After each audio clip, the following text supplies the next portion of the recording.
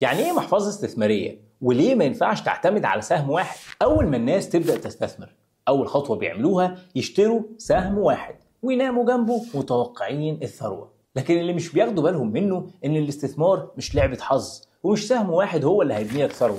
تعال نفهم الموضوع ببساطة. ايه هي المحفظة الاستثمارية؟ هي ببساطة توزيع فلوسك على أكتر من أصل أو نوع استثمار عشان تقلل المخاطر وتزود فرص الأرباح. يعني بدل ما تحط كل فلوسك في سهم واحد، بتحط جزء في سهم مستقر، جزء تاني في صندوق استثمار أو ETF، جزء تالت في ذهب أو عملات أو حتى سيولة نقدية جاهزة للفرص، وهكذا. طب ليه الكلام ده مهم؟ لأنك ما بتتحكمش في السوق، لكن بتتحكم في توزيعك. لو سهم واحد وقع، الباقي يشيلك. لو قطاع معين اتأثر، الباقي يحميك.